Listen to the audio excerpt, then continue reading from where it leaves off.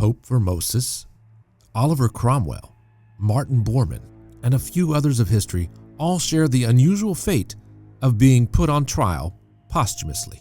What drives the motivation behind such trials? Are they pursued for actual justice or for political reasons? Let's dive into the research to uncover why Pope Formosus was put on trial and what outcomes we can find of why these such things take place.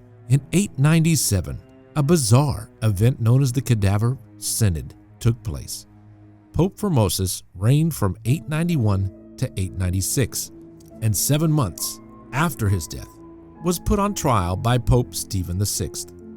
To understand the rationale behind this, we need to examine Pope Formosus's actions leading up to his papacy and the charges against him, which were perjury. Formosus was accused of violating an oath he had taken, coveting the papacy. He was charged with aspiring to and illegally assuming the papal office while he was the Bishop of Porto, which was against church law at the time, transgressing canon law. Formosus was accused of performing episcopal functions after being deposed and excommunicated by Pope John VIII. To understand how he arrived at this point, let's look at Formosus' career. He became the Cardinal Bishop of Porto in 864 and was appointed as a legate to Bulgaria 2 years later. This is the Pope's personal representative to foreign nation. Formosus was well liked during his time in Bulgaria, where he actually converted many to Catholicism. His success led to Boris I wanting Formosa to be the Archbishop of Bulgaria. The Pope refused due to the 15th canon of church law. This was put in place to stop anyone from having too much power and their own powerful fiefdom. It's also important to note that during this period in the Catholic Church's history, the papacy changed hands frequently, and Europe saw constant shifts in leadership across various kingdoms. This political instability often led to factions vying to have their preferred candidate in power. Things became tense for Formosus in 875 when Louis II of Italy died. The nobles elected his uncle, Charles the Bald, as the new ruler. Pope John VIII tasked Formosus with bringing Charles to the Vatican to receive the imperial's insignia. However, this decision faced significant opposition. Louis II had another uncle whose widow opposed Charles's coronation and successfully rallied people against it, leading to widespread protests. Despite the opposition, the coronation proceeded, and Charles was in charge. This led to widespread fear, including Formosus, who fled Rome and took refuge in Tours, France. In response, Pope John VIII called a synod, summoning all clergy in the diocese. Formosus, however, refused to return. Consequently, he was excommunicated, charged with deserting his diocese without permission and aspiring to the position of Archbishop of Bulgaria, both serious offenses under church law.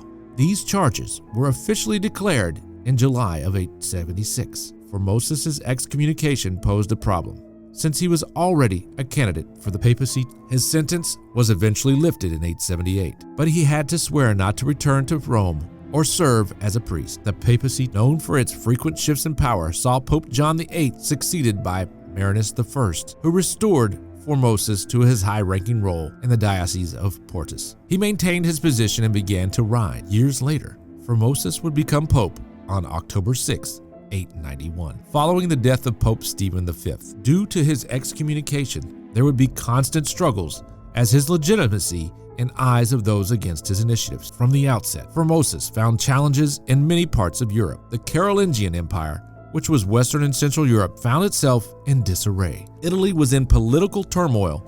On top of that, Formosus first supported Guy III of Spoleto, who had just been crowned the Holy Roman Emperor by Pope Stephen V.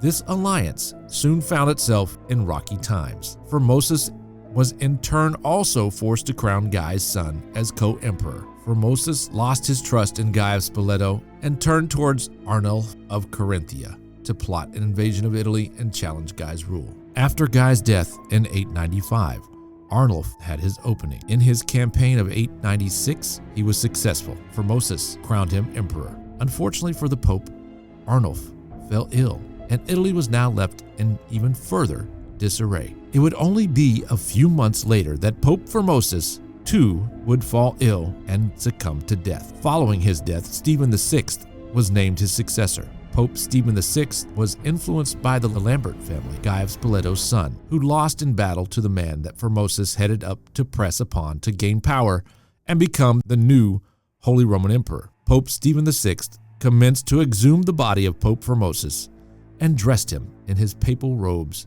and then brought before a synod for trial. Again, for the following crimes: perjury. Formosus was accused of violating an oath he had taken. Coveting the papacy, he was charged with aspiring to and illegally assuming the papal office while he was the Bishop of Porto, which was against church law at the time. Transgressing canon law. Formosus was accused of performing episcopal functions after being deposed and excommunicated by Pope John VIII. Pope Stephen VI made it clear that Pope Formosus had grave crimes committed against the Holy Church. In a totally bizarre scene, a deacon stood beside the lifeless body, acting as his defense and answering on his behalf. Formosus denied all charges. He acted in accordance with the will of the Church and the Holy Father, stated the deacon. After interrogation, the corpse of Pope Formosus was found guilty.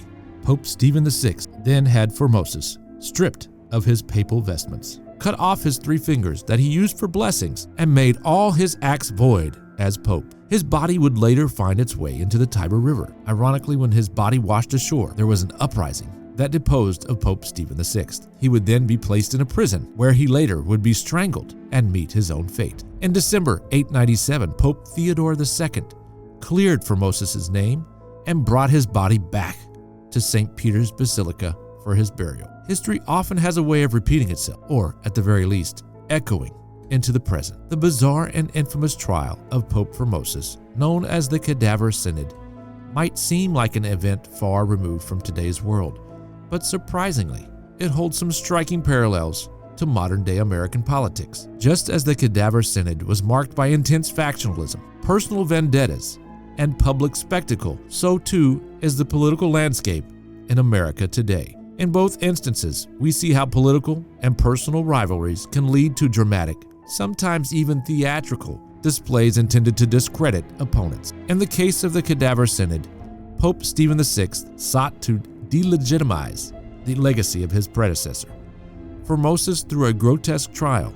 And similarly, in American politics, we often witness public hearings, investigations, and media spectacles aimed at discrediting political adversary. The underlying motivations in both scenarios are remarkably similar: power consolidation, the desire to control the narrative, and the effort to maintain or shift public opinion. Just as Pope Stephen VI's actions were driven by the need to assert his authority and undermine Pope Formosus' supporters, modern political figures engage in various strategies to strengthen their positions and weaken their rivals. Another parallel lies in the use of public trials and hearings as tools for political maneuvering. The Cadaver Synod was a public spectacle designed to humiliate Formosus and signal Pope Stephen's dominance. In contemporary American politics, highly publicized congressional hearings and investigations often serve a similar purpose, providing a stage for political figures to assert their viewpoints and challenge their opponents. Public reaction and division are also common themes.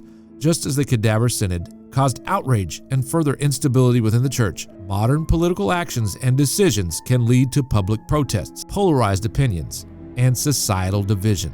The spectacle of the Cadaver Synod and its fallout remind us that political actions can have profound and lasting impacts on public trust and institutional stability. While the Cadaver Synod is a unique and extreme example, its echoes can be seen in the factionalism, public trials, and public maneuverings of today. By understanding these historic parallels, we can gain insight into the nature of political struggles and the importance of maintaining integrity and trust within our institutions. Thank you for joining us on this exploration of historical echoes in modern politics. The next time you see something similar in today's world, you may ask yourself, what's the real motivation behind this? Don't forget to like, subscribe, and hit the bell icon for more intriguing insights from Whispers of the Past. Until next time, keep exploring and stay curious. Thanks for watching.